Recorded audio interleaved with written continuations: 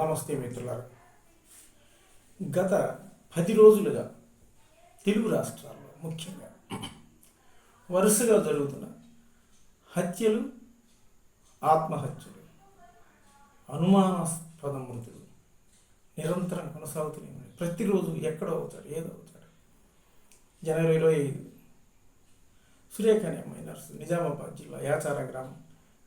కేవలం ఒక చిన్న కారణం, తల్లిదండ్రులు ఆమె ప్రేమించిన వ్యక్తిని పెళ్లి చేసుకోవడానికి ఇష్టపడలేదని సొంత తల్లిని తండ్రిని చంపేసింది. అదేవిధంగా నిన్న మొయినాబాద్లో ఒక లాయర్ని వాళ్ళ సొంత అన్న ఆస్తి కోసం తల కుతికి కోసి చంపేశాడు. సొంత తల్లి ముందు, కన్న తల్లి ముందే తన తోబుట్టుని చంపేశాడు. మన రాష్ట్రం కాకపోయినా కూడా బుధవారం నిన్న తెల్లవారుజామున 2 గంటలకు 3 బాలికలు 9వ అంతస్తు నుంచి దూకి ఆత్మహత్య చేసుకున్నారు. రాయలసీమ జిల్లాలో మొన్న 3వ తారీఖు ఇద్దరిని తల్లి కొడుకుని, ఆమె అంగన్వాడీ టీచర్, వాళ్ళ కొడుకుని ఇద్దరిని వెంటబడి లాక్కొచ్చి నరికి చంపి తలలు తీసుకొని రోడ్లో పెట్టుకొని తిరిగారు. ఇట్లా ఇన్ని ప్రతిరోజు విజయవాడలో అనుమానాస్పద మృతి. విజయారెడ్డి, ఆమెకి ఏ లోటు లేదు, నెలకు ₹1,00,000 జీతం, కొడుకు చక్కగా చదువుకుంటున్నాడు, భర్త దుబాయ్లో ఉన్నాడు, ఎక్కడ ఎటువంటి ఆర్థిక ఇబ్బంది లేదు, ఆత్మహత్య చేసుకుంది. అసలు ప్రధానంగా ఈ ఆత్మహత్యలు ఎందుకు జరుగుతున్నాయి? వీటికి 2 ప్రధాన కారణాలు. ముఖ్యంగా మధ్యతరగతి, దిగువ మధ్యతరగతి, కొద్దిగా ఎగువ మధ్యతరగతి ఉన్నవాళ్ళు లేరు. ఈ మధ్యతరగతి, దిగువ మధ్యతరగతి మారుతున్న జీవన శైలి అండి. 2 ఛిద్రమైపోయినటువంటి కుటుంబ వ్యవస్థ. ఈ 2 అత్యంత ప్రధాన కారణాలుగా మనకు కనపడుతున్నాయి. మొదటి చూద్దాం. ఈ మధ్యతరగతి, దిగువ మధ్యతరగతి కుటుంబాలు పిల్లవాడు పుట్టినప్పటి నుంచే, అసలు 5వ ఏట వచ్చినప్పటి నుంచి, కాన్వెంట్లో స్కూల్లో చేరినప్పటి నుంచి అసమానతలు స్టార్ట్ అవుతాయి పిల్లవాడికి. అయితే అప్పుడు ఆ దశలో వాడు చెప్పలేడు, అడుగుతాడు ఎలా, ఏమి అసంతృప్తి. 5వ తరగతిలో పిల్లవాడికి, 1వ తరగతిలో పిల్లవాడికి అసంతృప్తి ఏందండి, అక్కడే మొదలవుతుంది. కానీ మనం పట్టించుకోం పిల్లవాడిని. 1వ తరగతి స్కూల్లో చేరుస్తాం, మనం వస్తాం, పక్కనే పిల్లవాడు కొత్త షూ కిచ్చ కిచ్చ కిచ్చ చప్పుడు ఏర్పడుతుంటాయి. చాక్లెట్ జోబీలో ఉంటుంది, 5 స్టార్ చాక్లెట్, క్యాడ్బరీ ఉంటుంది, ₹50 చాక్లెట్. వీడింటికి వస్తాడు, వాడికి తెలియని వయసులోని తల్లిదండ్రులు నాకు ఆ బూట్ కావాలా, ఆ చాక్లెట్ వెళ్ళి మధ్యతరగతి, మధ్యతరగతి, అరే కొనిస్తాలేమ్మా, తర్వాత కొనిస్తారే, మనం బజారుకు పోయి కొనుక్కుందాలే నాన్న అంటాడు. కానీ కొనియడు. వాడికి అసంతృప్తి, మైండ్లో ఒక అసంతృప్తి పడిపోయింది, జీవితంలో స్టార్ట్ అయింది అసంతృప్తి పడటం. అలా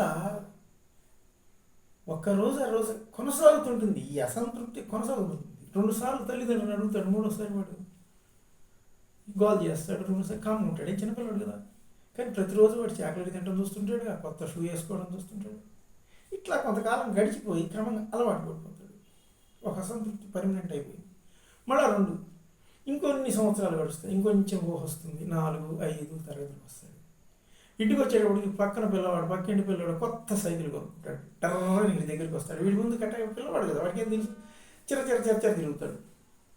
వెంటనే పిల్లవాడు ఆ సైకిల్ కావాలా, వచ్చి నాన్నని అడుగుతాడు, అమ్మని అడుగుతాడు, రేపు తీసిస్తాలేనా. ఇంకా ఆ పిల్లవాడు సైకిల్ దొక్కున్నంతసేపు అటు చూడటం, ఆ సైకిల్ వెనక కాసేపు తిరగటం, వీడు అక్కడికి పోవడంతో వాడు విడికి ఇవ్వడం. చిన్నపిల్లవాడు కదా, వాడికి ఏం తెలుస్తుంది ఇదంతా.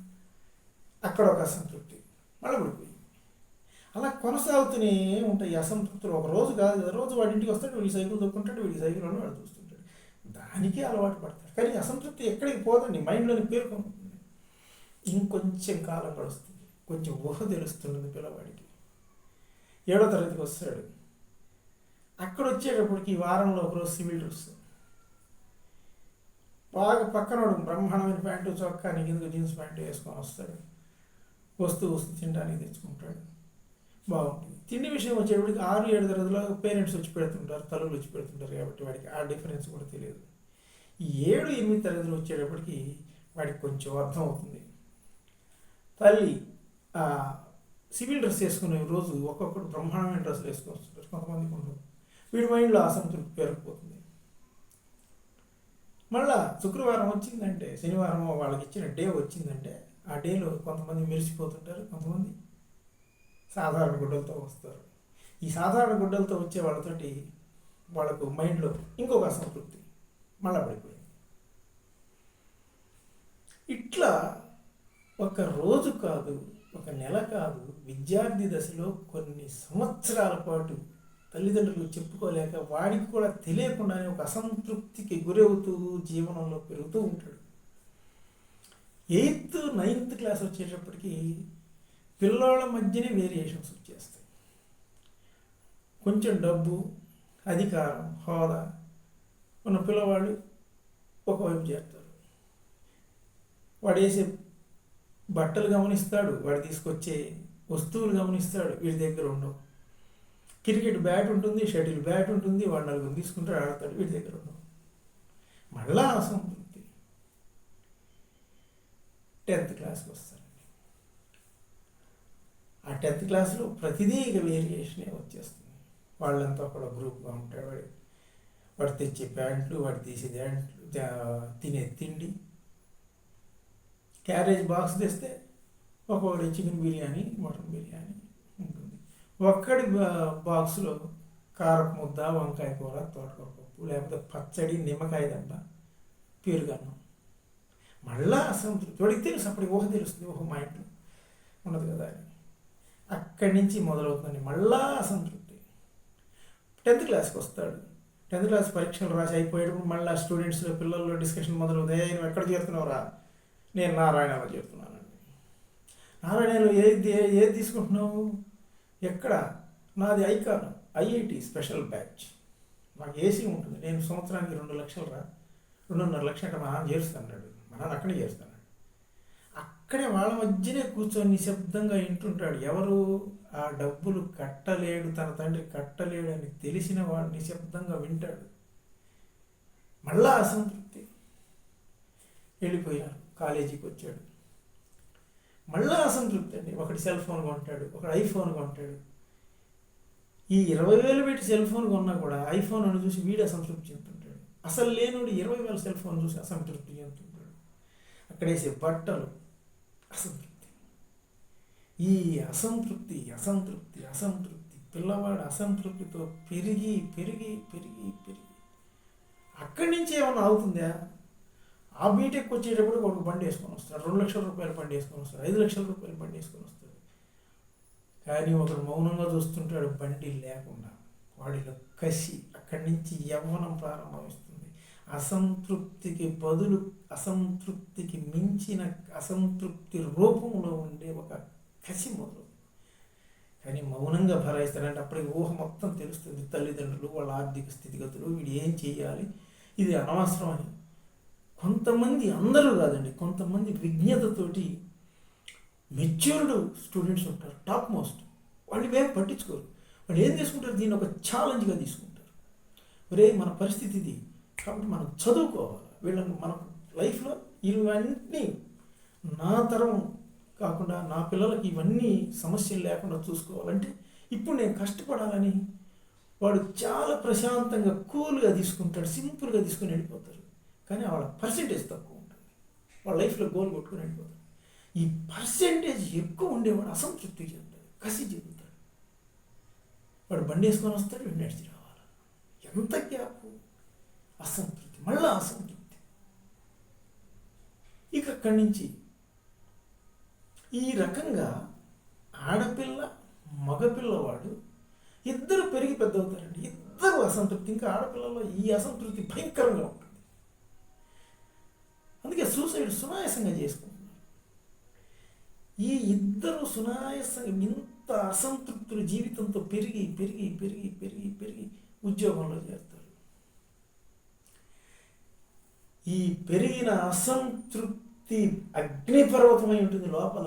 పైకి ప్రశాంతంగా ఉంటుంది అగ్నిపర్వతం, లోపల ఉన్నప్పుడు సముద్రం ఎంత ప్రశాంతంగా ఉంటుందో అగ్ని లోపల బడబాలను దాగి ఉంటుంది. పైకి ప్రశాంతంగా ఉంటుంది. ఈ పిల్లలు కూడా అట్నే ఉంటారండి. వాడు అనుభవించిన సమస్యలు, అసంతృప్తులు, అసమానతలు మొత్తం గూడు కట్టుకుంటాయి. ఈ గూడు కట్టుకొని ఉన్న అసంతృప్తి ఒక్కసారి బద్దలైతే అగ్నిపర్వతంలాగా అదే హత్య, అదే ఆత్మహత్య. ఇవి ఎప్పుడైనా బద్దలు కావచ్చు. వాడి మైండ్లో అగ్నిపర్వతం ఉంది. అది ఎనీ టైం, ఏ సందర్భం రావాలి. పెళ్ళి కాకముందు విద్యార్థి దశలోనే బ్లాస్ట్ కావచ్చు, లేకపోతే ఉద్యోగం వచ్చిన తర్వాత బ్లాస్ట్ కావచ్చు, ఉద్యోగం వచ్చి పెళ్ళైన తర్వాత బ్లాస్ట్ కావచ్చు. పెళ్ళైన తర్వాత ఈ అసంతృప్తి పేర్కొని పోయి ఉంటుంది. అది ఎప్పుడు బద్దలవుతుందో తెలియదు. భార్య భర్త మీద చిన్న అనుమానం వచ్చినా, చిన్న కీచులాట వచ్చినా అది క్షణాల్లో కొండంతై బద్దలై వాడు అమ్మాయిని హత్య చేయటమా, అమ్మాయి అబ్బాయిని హత్య చేయటమా, లేకపోతే వీళ్ళిద్దరిలో ఎవరో సూసైడ్ చేసుకోవటమా. ఈ రకంగా పుట్టినప్పటి నుంచి పెరిగి పెద్దయి ఉద్యోగం చేసే అంత మటుకు అసంతృప్తితో బతుకుతున్నాడండి ఈరోజు. ఆ అసంతృప్తి అగ్నిపర్వతమై బద్దలైతే ఏం రిజల్ట్ వస్తుందంటే హత్య, ఆత్మహత్య, అనుమానాస్పద మృతి. ఇవే. అయితే దీని అంతటికీ ఇంకొక భయంకరమైన నిజం ఉంది. ఏందా నిజం? ఛిద్రమైపోయిన పోతున్న కుటుంబ వ్యవస్థ. మెయిన్ ఇంత అసంతృప్తితో ఒక పిల్లవాడు కాన్వెంట్ నుంచో, స్కూల్ నుంచో, కాలేజీ నుంచో ఇంటికి వచ్చినప్పుడు ఇంట్లో తల్లి, లేకపోతే అమ్మమ్మ, నాయనమ్మ, తాతయ్య, లేకపోతే పక్కింట్లో పిన్ని, బాబాయి, పెదనాన్న, వీళ్ళు కనుకుంటే వాడు రావడంతోనే హాయిగా ఇంట్లో తల్లి ఏదో ఒకటి చేసి పెడుతుంది తినడానికి. సాయంకాలం కూడా అంత తింటాడు. అమ్మమ్మ ఉంటుంది, చూసుకుంటాడు. ఏమో అమ్మమ్మ అని కాసేపు మాట్లాడతాడు, వెళ్తాడండి. కానీ మారుతున్న ఛిద్రమైపోయిన కుటుంబ వ్యవస్థ ఎందుకు చెబుతున్నానంటే, వీడింటికి వచ్చేటప్పటికి ఇల్లు మొత్తం దిబోసిమంటూ ఉంటుంది. వీడు ఒక్కడే పక్కింట్లో నుంచి తాళం అంకుల్ మా మమ్మీ మా డాడీ ఏమన్నా తాళాలు ఇచ్చారా అని చెప్పి అడిగి ఆ తాళం తీసుకొచ్చేటప్పటికి ఓపెన్ చేసి నిషేధిగా ఉంటుంది. అక్కడ అసంతృప్తి, ఇక్కడ భయంకరమైనటువంటి ఏకాంతం. ఈ అసంతృప్తి, ఏకాంతం ఏకమయ్యేటప్పటికి పిల్లవాడి మైండ్ అసలు ఎటు డైవర్ట్ అవుతుంది? అప్పుడు కనపడుతుందండి వాడికి సెల్ ఫోన్ కనపడుతుంది.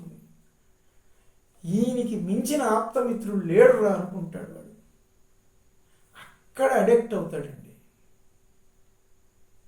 లేకపోతే ఒక గేమ్ చూసి వాడు దానికోసం చచ్చిపోయినాడంటే ఎంత ఏకాంతం అనుభవించి ఉండాలా, ఎంత ఒంటరితనం అనుభవించి ఉండాలా.